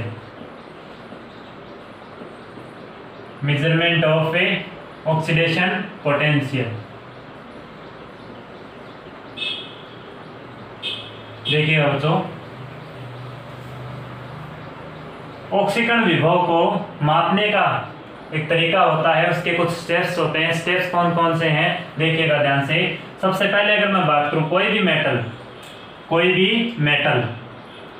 मेटल किस फॉर्म में होती है? सॉलिड फॉर्म में। जनरली मेटल किस फॉर्म में होती है? सॉलिड फॉर्म में। अधिकतम मेटल्स डेवलप में किस फॉर्म में है? सॉलिड फॉर्म में। देखिएगा बच्चों, इस मेटल से क्या बनेगा? कोई मेटल आयन बनेगा। मेटल से क्या बनेगा? कोई मेटल आयन बनेगा। मेटल आयन बनेगा। अगर मान लो कोई मेटल्स के आयन की मैं बात कर रहा हूं, जैसे मेटल +2 आयन बन गया, मेटल +2 आयन बन गया। अब देखिएगा बच्चों, तो मेटल से मेटल +2 आयन बना, किस में बना? एक्वस सॉल्यूशन में। तो इसकी नेचर क्या हो गई? फेज क्या हो गई इसकी? एक्वस, जलीय। अब देखना बच्चों, तो ये प्रोसेस जो हुई है सॉलिड से एक्वस सॉल्यूशन में, ये जो बना है मेटल +2 आयन, ये किसके थ्रू बना होगा? कौन कौन से इसमें स्टेप आए होंगे? वो उसका क्या कहलाता है? ऑक्सीडेशन पोटेंशियल को मेजरमेंट करने की माप होती है। देखना बच्चों, कैसे बना होगा ये? डायरेक्ट तो ये तो होता नहीं कि कोई भी मेटल सॉलिड फॉर्म में है, डायरेक्ट किस में बदल जाएगी? इस एक्वस फॉर्म में आ जाएगी और मेटल +2 बना लेगी। तो कैसे कैसे बनी होगी? सबसे पहले क्या होता है, ये जो मेटल सॉलिड फॉर्म में है, मेटल जो सॉलिड फॉर्म में है उसको किस में कन्वर्ट किया जाता है? गैस में। मेटल जो सॉलिड फॉर्म है उसको किस में कन्वर्ट किया जाता है? गैस में कन्वर्ट किया जाता है। जब मेटल को गैस में कन्वर्ट किया जाता है तो देखना 3 फेज होती हैं, सॉलिड, लिक्विड और गैसीय फेज। तो सॉलिड से डायरेक्ट किस में जा रही है? ये गैस में जा रही है। तो इसको क्या बोला जाता है? सब्लिमेशन। इसको क्या बोला जाता है? सब्लिमेशन या ऊर्ध्वपातन। तो ये प्रोसेस क्या कहलाती है? ऊर्ध्वपातन, जिसमें किसी मेटल को सॉलिड से किस में डायरेक्ट किस में चेंज कर दिया? गैस में चेंज कर दिया। तो ये स्टेट क्या कहलाती है? ऊर्ध्वपातन या सब्लिमेशन एनर्जी। तो इस सॉलिड फॉर्म को गैस में कन्वर्ट करने के लिए किसकी रिक्वायरमेंट होगी? एनर्जी की रिक्वायरमेंट होगी। वो एनर्जी क्या कहलाएगी? सब्लिमेशन एनर्जी, SE, जिसकी वैल्यू मैंने कहा रिक्वायरमेंट होगी। इस मेटल सॉलिड को किस में कन्वर्ट करना है? मेटल गैस में। तो एनर्जी की रिक्वायरमेंट होगी, इसका मतलब एनर्जी की रिक्वायरमेंट होगी। तो यहाँ पे साइन कैसा होगा? पॉजिटिव साइन होगा। अब देखिए बच्चों, ये बात हो गई सब्लिमेशन एनर्जी की। सब्लिमेशन एनर्जी या सब्लिमेशन एंथैल्पी की बात होगी, एक ही बात है। अब देखिएगा बच्चों, ये जो मेटल गैसीय फेज में है, ये जो मेटल है गैसीय फेज में है। अब यहाँ से क्या होगा? किसी गैसीय फेज में इलेक्ट्रॉन किसी भी मूल अवस्था से, किसी एलिमेंट की, किसी एटम की मूल अवस्था से इलेक्ट्रॉन निकालने के लिए, इलेक्ट्रॉन को अनंत पर भेजने के लिए जो आवश्यक ऊर्जा वो क्या कहलाती है? आयनन ऊर्जा कहलाती है, IP कहलाती है। तो सबसे पहले अगर इसमें से 1 इलेक्ट्रॉन निकालूं, मैं इसमें से कितना इलेक्ट्रॉन निकाल रहा हूँ? 1 इलेक्ट्रॉन। तो इलेक्ट्रॉन निकालने के लिए आवश्यक ऊर्जा क्या कहलाती है? IP कहलाती है, आयनाइजेशन पोटेंशियल कहलाता है। IP का मतलब क्या है? IP तो किसी मूल अवस्था से, किसी एटम की मूल अवस्था, कोई गैसीय फेज में कोई मेटल है, उसमें से इलेक्ट्रॉन निकलेगा और इलेक्ट्रॉन निकालने के लिए आवश्यक ऊर्जा क्या कहलाती है? IP। तो IP की डेफिनेशन के अकॉर्डिंग आवश्यक ऊर्जा को किससे रिप्रेजेंट किया जाता है? साइन कैसा होगा? Positive sign. तो IP क्या होगी? पॉजिटिव। तो 1 इलेक्ट्रॉन निकला, इसका मतलब इस पे साइन कैसा आएगा? मेटल +1। किस फॉर्म में? गैसीय फॉर्म में रहेगा। तो ये क्या हो गई? IP फर्स्ट हो गई, क्योंकि 1 इलेक्ट्रॉन निकाला। इसी तरीके से इसमें से 1 इलेक्ट्रॉन और निकाल लो तो ये क्या होगी? IP सेकंड होगी। सेकंड इलेक्ट्रॉन निकालते हैं तो वो उसकी आयनाइजेशन पोटेंशियल क्या होगा? सेकंड होगा। आयनिक पोटेंशियल क्या होगा? सेकंड। और फिर 1 इलेक्ट्रॉन निकाला तो यहाँ से IP फर्स्ट होगा, ये IP सेकंड हो गया। 2 इलेक्ट्रॉन निकले हैं, या तो डायरेक्ट निकाल दो, IP फर्स्ट एंड सेकंड लिख दो, या अलग अलग कर लो। तो मेटल इसमें से मेटल +1 में से 1 इलेक्ट्रॉन और निकल जाएगा, तो इस पर पॉजिटिव चार्ज बढ़ेगा। 1 +2 किस फॉर्म में? गैस फॉर्म में। तो यहाँ पे आयनिक पोटेंशियल क्या हो गया? सेकंड आयनिक पोटेंशियल। फर्स्ट और सेकंड समझ में आ गया होगा। फर्स्ट क्यों बोला, सेकंड क्यों बोला? फर्स्ट का मतलब 1 इलेक्ट्रॉन निकला, उसके बाद सेकंड इलेक्ट्रॉन निकला तो IP सेकंड हो गया। अब देखना बच्चों, मेटल +2 गैसीय फॉर्म में आ गई। मेटल +2 गैसीय फॉर्म में आ गई। इसको किस में कन्वर्ट करना है? इसे मेटल +2 एक्वस फॉर्म में किस में कन्वर्ट करना है? मेटल +2 एक्वस फॉर्म में कन्वर्ट करना है। तो इसके लिए जो एनर्जी की यहाँ पे रिक्वायरमेंट नहीं होती, एनर्जी निकलेगी। जब मेटल +2 गैसीय फॉर्म में कोई भी मेटल प्लस टू गैसीय फॉर्म में हो, किस में कन्वर्ट हो रहा है, metal plus to aqueous form में कन्वर्ट हो रहा है, तो यहाँ पे जो एनर्जी रिलीज होगी वो क्या कहलाती है, hydration energy. Hydration energy HE, hydration energy बोली जाती है। तो एनर्जी यहाँ पे क्या हो रही है, रिलीज हो रही है। एनर्जी रिलीज होने का मतलब जब रिक्वायरमेंट थी उसको अपने क्या बोला, पॉजिटिव चार्ज। वो एनर्जी उसकी क्या होगी, उसकी एंथैल्पी क्या होती है, पॉजिटिव होती है। जहां भी एनर्जी की रिक्वायरमेंट हुई है, जहां भी एनर्जी की रिक्वायरमेंट हुई है वहां पे उस पर कैसा चार्ज आया, पॉजिटिव चार्ज। जहां पे एनर्जी निकली है वहां पे कैसा चार्ज आएगा, उसका नेगेटिव चार्ज। तो हाइड्रेशन एनर्जी हमेशा यहाँ पे क्या निकलेगी, तो नेगेटिव चार्ज आएगा। तो मेटल सॉलिड से metal plus to aqueous solution में जब ये आएगा तो इन सभी फेज से गुजरेगा, वो उसका क्या कहलाता है, ऑक्सीडेशन पोटेंशियल की माप होती है। इस तरीके से ऑक्सीडेशन पोटेंशियल डायरेक्ट नहीं कि ये रिएक्शन दे दी, metal solid metal plus to aqueous solution में जा रहा है, इसमें ऑक्सीडेशन पोटेंशियल डायरेक्ट बता देंगे, नहीं, ऐसा नहीं होता। स्टेप बाय स्टेप चलती है रिएक्शन, उसी के अकॉर्डिंग ऑक्सीडेशन पोटेंशियल है कैलकुलेट या उसका मेजरमेंट किया जाता है। सबसे पहले आप इस रिएक्शन के अकॉर्डिंग कैसे ये बना होगा उसके अकॉर्डिंग आप इसको उतार लें। उसके बाद चलते हैं नेक्स्ट।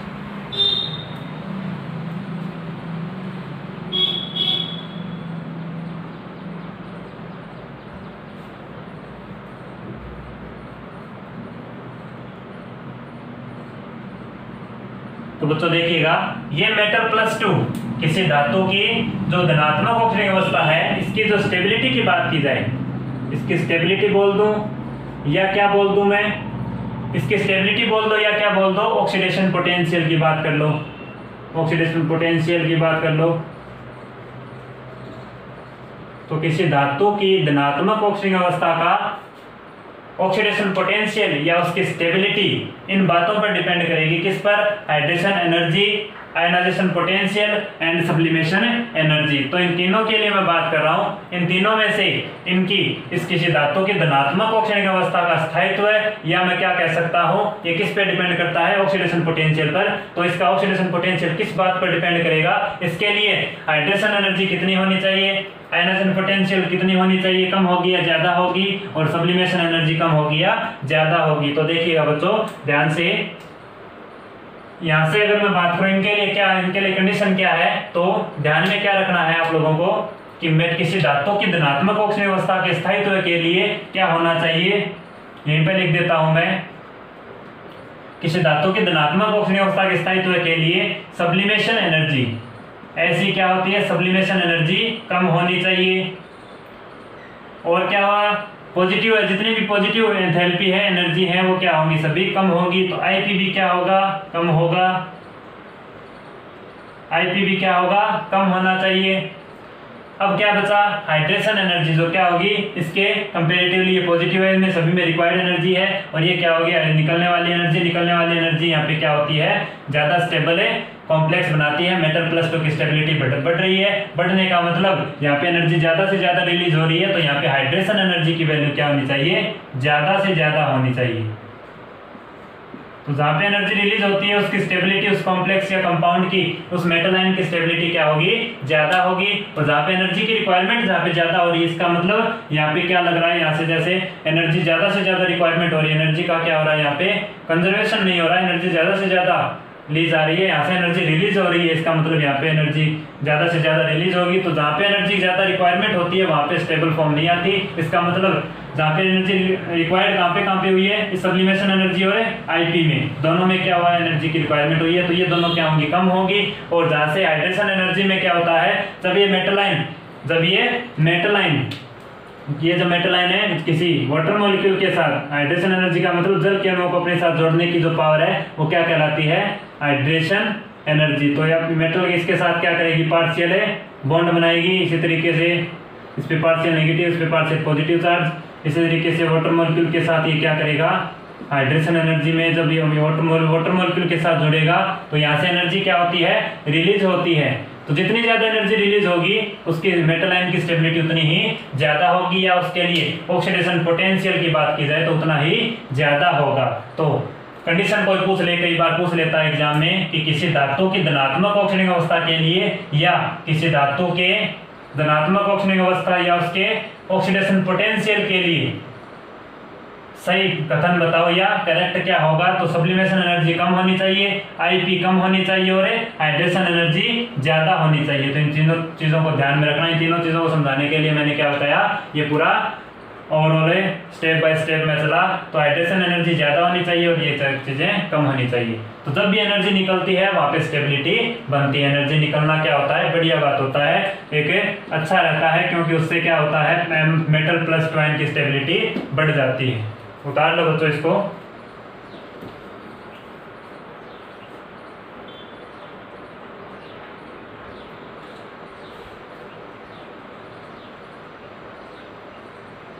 देखिएगा बच्चों, एक क्वेश्चन आया हुआ है एग्जाम में। क्वेश्चन किसके लिए, डी ब्लॉक एलिमेंट के लिए क्वेश्चन आया हुआ है। क्वेश्चन क्या है, ये अपना जो अभी कंसेप्ट पढ़ा इसी के अकॉर्डिंग एक क्वेश्चन आया हुआ है, उसकी मैं थोड़ी सी बात कर लेता हूँ। चलिए देखिएगा, क्वेश्चन क्या है। क्वेश्चन था कॉपर प्लस 1, कॉपर प्लस 1 और copper plus 2। Copper plus 1 copper plus 2 में ज्यादा स्टेबल कौन होता है, कॉपर प्लस 2। स्टेबिलिटी किसकी दे दी थी उसने, क्वेश्चन में दिया गया था copper plus 2 is more stable than copper plus 1 why. कारण पूछा था इसने, स्टेबिलिटी किसकी ज्यादा होती है, कॉपर प्लस 2 की ज्यादा होती है कॉपर प्लस 1 से। क्यों होती है, इसका कारण क्या दिया गया। तो देखिएगा बच्चों, कॉपर क्या होता है, कोई मेटल होती है, मेटल, कोई मेटल, ये भी क्या होती है, कोई मेटल। इस पे चार्ज प्लस 2, इस पे चार्ज प्लस 1। कंपेरेटिवली बात की जाए, मैंने कहा किसी मेटल में, कोई भी मेटल जिस पे धनात्मक ऑक्सीडेशन अवस्था है प्लस n, तो जितनी ज्यादा होगी उसका ऑक्सीडेशन पोटेंशियल उतना ही ज्यादा होगा। ऑक्सीडेशन पोटेंशियल उतना ही क्या होगा, ज्यादा होगा। अगर ऑक्सीडेशन पोटेंशियल ज्यादा है तो उस मेटल आयन की धनात्मक ऑक्सीडेशन अवस्था की स्थायित्व भी क्या होगा, उसका ज्यादा होगा। तो देखना बच्चों, ऑक्सीडेशन पोटेंशियल ज्यादा होगा तो मेटल, किसी मेटल की धनात्मक ऑक्सीडेशन अवस्था का स्थायित्व भी ज्यादा होगा। अब देखना, और मैंने क्या कहा था कि सब्लिमेशन एनर्जी क्या होनी चाहिए, कम होनी चाहिए। आईपी क्या होनी चाहिए, कम होनी चाहिए, आयनाइजेशन पोटेंशियल। और मैंने क्या कहा, हाइड्रेशन एनर्जी क्या होनी चाहिए, ज्यादा होनी चाहिए। इन तीनों को ध्यान में रखना था। ऑप्शन क्या था वहां पे, ऑप्शन है, एक ही ऑप्शन दिया गया था, सब्लिमेशन एनर्जी। तो सब्लिमेशन एनर्जी कम होनी चाहिए। इसके लिए अगर इस कॉपर प्लस 2 की, अगर इस कॉपर प्लस 2 की स्टेबिलिटी ज्यादा है, इसका मतलब वहां पे क्या होना चाहिए, सब्लिमेशन एनर्जी कम होनी चाहिए। अगर और ऑप्शन होते तो सभी अपन बता सकते थे इजीली कि हाइड्रेशन एनर्जी ज्यादा होती है, आईपी कम होती है। वहां पे एक ही ऑप्शन था सब्लिमेशन एनर्जी का। तो देखना, और एक ऑप्शन ये भी आ जाता है कई बार, कौन सा, हाइड्रेशन एनर्जी का।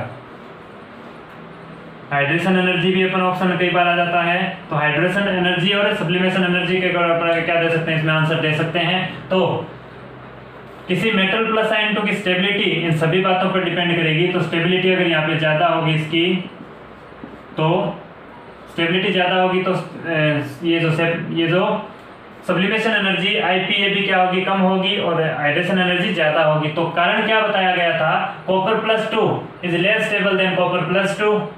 तो कॉपर प्लस 1 की स्टेबिलिटी कम है, इसका मतलब क्या हुआ, अगर मेटल, किसी मेटल की धनात्मक ऑक्सीडेशन अवस्था की स्थायित्व कम है, इसका मतलब ये चीजें क्या हो जाएगी, रिवर्स हो जाएगी। तो हाइड्रेशन एनर्जी क्या हो जाएगी, कम हो जाएगी। इसके लिए हाइड्रेशन एनर्जी क्या होती है, कम होती है। और इसके लिए स्टेबिलिटी ज्यादा है, इसका मतलब इसके लिए हाइड्रेशन एनर्जी ज्यादा है। तो कॉपर प्लस 2 की हाइड्रेशन एनर्जी ज्यादा होती है कंपेरेटिवली।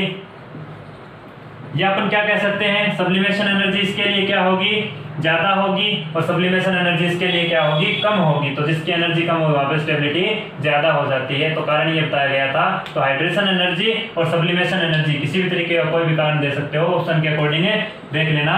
तो यहाँ पे कारण क्या होगा, copper plus 2 is more stable because of A hydration energy is increase. इस तरीके से ध्यान में रखना है। तो बेसिक कंसेप्ट हो गई कि कॉपर प्लस 2 ज्यादा स्टेबल क्यों होता है, कारण क्या बता दिया मैंने, हाइड्रेशन एनर्जी। और कारण क्या बताया जाता है, देखना, उसकी मैं थोड़ी सी बात कर लेता हूँ। प्रैक्टिकली चीजें हैं ये, देखना। ये कोई मैंने ट्यूब ले ली, इसके अंदर मैंने क्या मिला रखा, कोई एक्वस सॉल्यूशन ले रखा है। एक्वस सॉल्यूशन क्या ले रखा है, एक्वस सॉल्यूशन। इसमें जब कॉपर प्लस की स्टेबिलिटी क्या है, कम है, इसमें मैं कॉपर प्लस को मिलाऊं, कॉपर प्लस को, तो कॉपर प्लस को इसके अंदर एक्वस सॉल्यूशन में मिलाया जाता है, तो कॉपर प्लस क्या देता है, असमानुपातन अभिक्रिया देता है, असमानुपातन अभिक्रिया। कॉपर प्लस क्या देता है, असमानुपातन अभिक्रिया देता है। असमानुपातन अभिक्रिया का मतलब क्या है, कोई भी एलिमेंट है, कोई भी एलिमेंट या एटम जिससे क्या होता हो, ऑक्सीडेशन होता हो, और उसी एलिमेंट से क्या देखने को मिलता हो, रिडक्शन मिलता हो। एक ही एलिमेंट से ऑक्सीडेशन और एक ही एलिमेंट से रिडक्शन देखने को मिलता हो, तो ऐसी रिएक्शंस क्या कहलाती हैं, असमानुपातन अभिक्रिया कहलाती हैं। अगर एक एलिमेंट से दूसरे एलिमेंट पर ऑक्सीडेशन हो, एक एलिमेंट से दूसरे एलिमेंट तक क्या हो, रिडक्शन हो, तो एक ही एलिमेंट से क्या नहीं हो रही, ऑक्सीडेशन रिडक्शन नहीं हो रही, तो इस तरीके की रिएक्शन को क्या बोला जाता है, रिडॉक्स रिएक्शन बोला जाता है। तो यहाँ पे फर्क क्या है, सिर्फ एक ही एलिमेंट से ऑक्सीडेशन और रिडक्शन दोनों देखने को मिलते हैं, तो उस तरीके की रिएक्शन क्या कहलाती है, असमानुपातन अभिक्रिया। और ये अलग अलग एलिमेंट से देखने को मिलते हैं तो वो क्या कहलाती है, रेडॉक्स अभिक्रिया। तो देखना बच्चों, अब अगर बात की जाए, मैंने कहा कॉपर प्लस को मैंने एक्वस सॉल्यूशन में मिला दिया, तो यहाँ पे क्या होती है, असमानुपातन अभिक्रिया होती है। असमानुपातन अभिक्रिया, कॉपर किस में चेंज हो जाएगा, कॉपर +1 किस में चेंज होगा, कॉपर +2 में, क्योंकि इसकी स्टेबिलिटी ज्यादा है। और रिएक्शन कौन सी होगी, असमानुपातन अभिक्रिया। देखना कैसे होगा, असमानुपातन अभिक्रिया होगी तो कैसे होगी, कॉपर +1 कैसे चेंज होता है, देखना, कॉपर +1 किस में चेंज हो जाएगा, कॉपर +2, और किस में होगा, कॉपर में। तो यहाँ पे कॉपर प्लस को जब एक्वस सॉल्यूशन में मिलाया जाता है तो असमानुपातन अभिक्रिया होगी, जिसमें कॉपर प्लस किस में चेंज हो जाएगा, कॉपर +2। चेंज क्यों हो गया, क्योंकि इसकी स्टेबिलिटी ज्यादा है।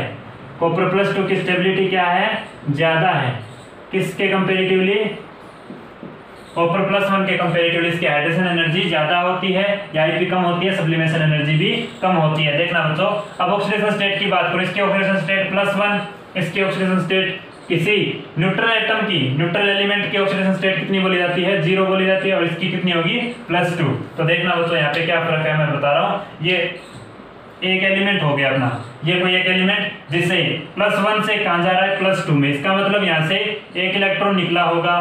+1 से +2 में जाने का मतलब क्या हुआ, एक इलेक्ट्रॉन है इस कॉपर प्लस से निकला होगा, इसका मतलब कॉपर +2 हो गया। इलेक्ट्रॉन का निकलना क्या कहलाता है, ऑक्सीडेशन। इलेक्ट्रॉन निकलते हैं वो क्या कहलाता है, ऑक्सीडेशन। और कॉपर +1 से कॉपर 0 की तरफ जा रहा है, इसका मतलब क्या हुआ, कॉपर प्लस है, यहाँ से एक इलेक्ट्रॉन ने ग्रहण किया होगा, प्लस एक इलेक्ट्रॉन ग्रहण करते ही कॉपर किस में जाएगा, 0 में। तो एक ही एलिमेंट से क्या देखने, जब इलेक्ट्रॉन ग्रहण किया जाता है उसको क्या बोला जाता है, रिडक्शन। तो एक ही एलिमेंट से ऑक्सीडेशन, एक ही एलिमेंट से रिडक्शन देखने को मिलता है। ऐसी रिएक्शन क्या कहलाती है, असमानुपातन अभिक्रिया, जिसमें स्टेबिलिटी की तरफ जा रहा है कोई आयन, कॉपर +2 की स्टेबिलिटी ज्यादा है, इसलिए यहाँ पे असमानुपातन अभिक्रिया। कई बार ये पूछ लेता है कि एक्वस सॉल्यूशन में कॉपर प्लस को डाला जाता है तो रिएक्शन कौन सी होती है, असमानुपातन अभिक्रिया। और इसके अकॉर्डिंग ध्यान में रखना बच्चों कि एक एलिमेंट से ऑक्सीडेशन रिडक्शन होता है तो वो क्या कहलाती है, असमानुपातन अभिक्रिया। तो कारण क्या बताया जाता है, दूसरा इसकी असमानुपातन अभिक्रिया, कॉपर प्लस की असमानुपातन अभिक्रिया भी इसका दूसरा कारण बताया जाता है। उतार लो बच्चों इसको, इस रीजन को भी उतार लो। तो अपने को क्या बताना है, ज्यादा इसमें नहीं जाना। कहां तक क्वेश्चन पूछता है, कई बार हाइड्रेशन एनर्जी तक पूछ लेता है, तो कारण डायरेक्ट बता देना कि हाइड्रेशन एनर्जी कॉपर +2 की ज्यादा होती है कंपेरेटिवली कॉपर +1 के। ये रिएक्शन मैंने थोड़ी सी बता दिया आप लोगों को, इसका थोड़ा आइडिया है, इसके लिए बताइए। चलिए बच्चों, अब लास्ट अपना इस डी ब्लॉक में ट्रांजिशन एलिमेंट्स की मैं बात कर लेता हूं। ट्रांजिशन एलिमेंट्स क्या होते हैं, उसके बाद अपना डी ब्लॉक कंप्लीट हो जाएगा।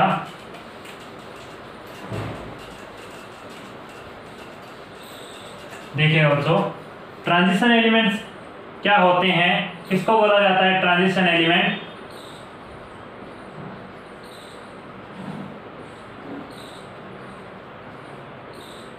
ट्रांजिशन एलिमेंट संक्रमण तत्व है। तो अपन इस डी ब्लॉक में डी ब्लॉक एलिमेंट की टोटल 4 सीरीज की बात की थी। कौन कौन सी, 3D, 4D, 5D और 6D। इसमें से मैंने कहा first transition series, second transition series, third transition series और फोर्थ है ट्रांजिशन सीरीज। तो ट्रांजिशन सीरीज के अकॉर्डिंग ट्रांजिशन एलिमेंट्स की अगर बात की जाए तो ट्रांजिशन एलिमेंट्स क्या होते हैं, संक्रमण तत्व क्या होते हैं डी ब्लॉक में, उसकी मैं बात कर रहा हूं। तो ध्यान में क्या रखना है, मैं देखना बता रहा हूं आप लोगों को। देखिएगा, किसी भी कोई भी एलिमेंट, किसी भी एलिमेंट, ऐसे एलिमेंट, कोई भी एलिमेंट जो अपनी या तो क्या होंगे एटॉमिक स्टेट में होंगे, या तो अपनी एटॉमिक स्टेट में होंगे, या किस में होंगे, अपनी ऑक्सीकरण अवस्था में होंगे, या आयनिक फॉर्म में होंगे, आयनिक स्टेट में होंगे।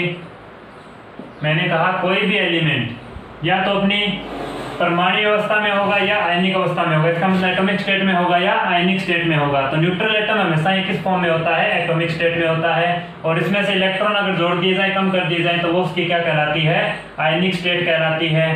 अब देखना बच्चों, तो किसी एलिमेंट की एटॉमिक स्टेट और आयनिक स्टेट में अगर मैं बात करूं ट्रांजिशन एलिमेंट की, इन दोनों ही स्टेट में क्या होना चाहिए, n-1d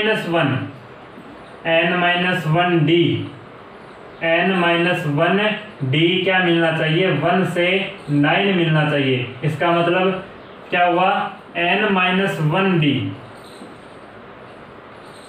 पेनल्टीमेट जो सेल है, पेनल्टीमेट सेल कभी भी फुलफिल नहीं होना चाहिए, n-1d10 कभी भी नहीं मिलना चाहिए, ये कंडीशन यहाँ पे कभी भी नहीं मिलनी चाहिए। तो ऐसे एलिमेंट्स जिसकी एटॉमिक स्टेट और आयनिक स्टेट में जो पेनल्टीमेट सेल है, पेनल्टीमेट सेल कौन सा हो गया, n-1d। पेनल्टीमेट सेल जो होता है उसमें से कॉन्फ़िगरेशन क्या मिलना चाहिए, उसका हमेशा ही n-1d 1 से 9 मिलना चाहिए। ऐसे एलिमेंट्स क्या कहलाते हैं, ट्रांजिशन एलिमेंट्स कहलाते हैं। और बाकी जितने भी एलिमेंट्स बच गए जिसमें n-1 पेनल्टीमेट सेल क्या हो, फुलफिल हो, फुलफिल का मतलब कंप्लीटली भरा हुआ हो, ऐसी कंडीशन में उन एलिमेंट्स को क्या नहीं बोला जाता, ट्रांजिशन एलिमेंट्स की कैटेगरी में इंक्लूड नहीं किया जाता। तो ध्यान में क्या रखना है, किसी एलिमेंट की परमाणु अवस्था या आयनिक अवस्था में जो ये पेनल्टीमेट जो सेल है, उस पेनल्टीमेट सेल में क्या होना चाहिए, n-1d 1 से 9 इलेक्ट्रॉनिक कॉन्फ़िगरेशन के बीच होना चाहिए। उसको उन सभी को क्या बोला जाता है, ट्रांजिशन एलिमेंट। देखना बच्चों में, ये तो इसकी सिंपल डेफिनेशन हो गई। अब देखना, जैसे बात की जाए टोटल ट्रांजिशन एलिमेंट की, टोटल ट्रांजिशन एलिमेंट, तो टोटल ट्रांजिशन एलिमेंट किसमें, डी ब्लॉक में। टोटल ट्रांजिशन एलिमेंट्स की अगर मैं बात करूं, मैंने कहा था टोटल एलिमेंट्स कितने होते हैं, 40। टोटल एलिमेंट कितने बोले थे मैंने, 40 एलिमेंट्स होते हैं किसमें, डी ब्लॉक में। इसमें से ट्रांजिशन एलिमेंट की अगर बात कर लें तो देखना बच्चों ध्यान से, इसमें से मैं 4 कम कर दूंगा तो टोटल ट्रांजिशन एलिमेंट कितने बोले जाते हैं, 36 क्या होते हैं, टोटल ट्रांजिशन एलिमेंट होते हैं। 4 कौन कौन से रह गए, 4 मैं बात कर रहा हूं, जिंक, और कौन सा रह गया, कैडमियम, मरकरी और UUB। ये कभी भी क्या नहीं होते, ट्रांजिशन एलिमेंट नहीं होते। क्यों नहीं होते उसकी मैं बात करूंगा। देखना, इनका जो इलेक्ट्रॉनिक कॉन्फ़िगरेशन बोला जाता है, इलेक्ट्रॉनिक कॉन्फ़िगरेशन क्या बोला जाएगा, देखना। सबसे पहले जिंक की बात कर रहा हूं। जिंक का electronic configuration 3d10 4s2, cadmium का 4d10 5s2, मरकरी का 5d10 6s2 और UUB का 6d10 7s2। इस तरीके से क्या होता है, इनका इलेक्ट्रॉनिक कॉन्फ़िगरेशन होता है। तो मैंने कहा था जो पेनल्टीमेट सेल है, पेनल्टीमेट सेल कौन सा हो गया, 3d 4d 5d 6d। ये कभी भी क्या नहीं होना चाहिए, फुलफिल नहीं होना चाहिए, कंप्लीटली भरा हुआ नहीं होना चाहिए। कंप्लीटली के बजाय क्या होना चाहिए, इसमें से एक इलेक्ट्रॉन कम होगा तो 1 से लेके 9 इलेक्ट्रॉन्स के बीच कुछ भी हो सकता है, वो क्या कहलाते हैं, ट्रांजिशन एलिमेंट। इनके क्या होते हैं, वैलेंस, इनके जो पेनल्टीमेट सेल और वैलेंस सेल क्या है, दोनों ही फुलफिल्ड है। दोनों ही फुलफिल होने से इसको ट्रांजिशन एलिमेंट की कैटेगरी में इसको इंक्लूड नहीं किया जाता। तो 4 एलिमेंट कम कर दिए जाएंगे 40 में से, तो 36 क्या कहलाते हैं, टोटल ट्रांजिशन एलिमेंट्स कहलाते हैं। इस तरीके से ध्यान में रखना है। तो जिसका पेनल्टीमेट सेल भरा हुआ हो उसको ट्रांजिशन एलिमेंट की कैटेगरी में इंक्लूड नहीं करना। तो ये बात होगी ट्रांजिशन एलिमेंट की बच्चों, इसको उतार लो।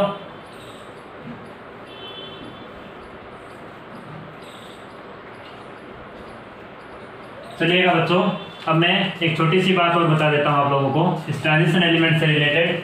देखिएगा,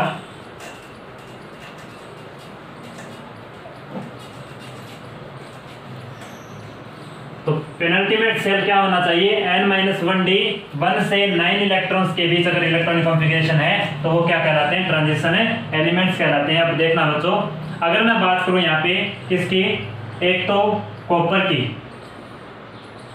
की बात करूं, एक मैं सिल्वर की बात करूं और एक इसकी बात करूंगा यहाँ पे ओरम की।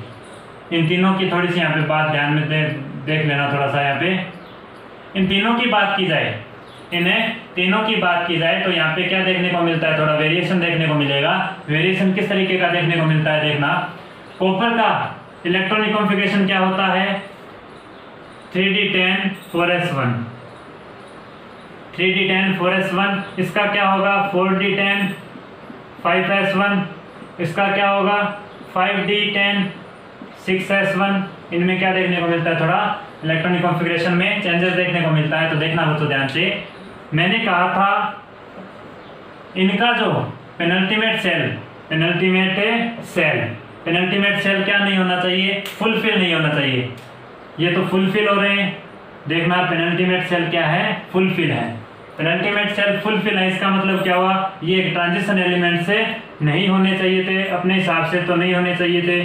जो अपनी डेफिनेशन पढ़ी उसके अकॉर्डिंग ये भी ट्रांजिशन एलिमेंट नहीं होते, ट्रांजिशन एलिमेंट नहीं होते। लेकिन इसको ट्रांजिशन एलिमेंट की कैटेगरी में इसको इंक्लूड किया जाता है। क्यों किया जाता है, इसका कारण क्या बताया जाता है, उसकी मैं बात कर रहा हूँ। देखना, अपने अकॉर्डिंग तो क्या होना चाहिए कि पेनल्टीमेट सेल जो है वो कंप्लीटली फुलफिल्ड नहीं होना चाहिए। 1 से लेके 9 इलेक्ट्रॉन, कितने, n-1d, 1 से लेके 9 इलेक्ट्रॉन है, तभी वो क्या कहलाते हैं, ट्रांजिशन एलिमेंट कहलाते हैं। लेकिन यहाँ पे d में 10 इलेक्ट्रॉन है, फिर भी इसको ट्रांजिशन एलिमेंट की कैटेगरी में क्यों इंक्लूड किया जाता है, उसका कारण मैं बता रहा हूँ। देखिएगा बच्चों, इन तीनों के लिए अगर बोला जाता है, ये जो ट्रांजिशन एलिमेंट किस फॉर्म में देख रहे हैं अपन है, अभी जो ट्रांजिशन एलिमेंट इनकी ये कौन सी फॉर्म है, एटॉमिक स्टेट है। ये कौन सी फॉर्म है इसकी, एटॉमिक स्टेट, जिस पर किसी भी तरीके का कोई चार्ज नहीं है। तो इस एलिमेंट की एटॉमिक स्टेट के अलावा अपने को क्या चेक करनी है, इनकी आयनिक स्टेट भी चेक करनी है। तो आयनिक स्टेट जब चेक करेंगे तो देखना यहाँ पे क्या फर्क देखने को मिलेगा। जैसे मैं कॉपर की बात करूं, सिल्वर की बात करूं, ओरम की बात करूं, इन तीनों की किस फॉर्म में, आयनिक फॉर्म में, आयनिक स्टेट या फॉर्म। तो इनकी आयनिक स्टेट में, आयनिक फॉर्म में कॉपर, सिल्वर और ओरम की ये इलेक्ट्रॉनिक कॉन्फ़िगरेशन अपने को देखने को नहीं मिलेगा। वहां पे क्या मिलेगा, n-1। पेनल्टीमेट सेल में कितने इलेक्ट्रॉन, 1 से लेके 9 तक होंगे। इसका मतलब क्या होगा, n-1d कभी भी क्या नहीं होगा, 10 नहीं होगा। तो इसकी आयनिक फॉर्म में कभी भी ये इलेक्ट्रॉनिक कॉन्फ़िगरेशन देखने को नहीं मिलेगा।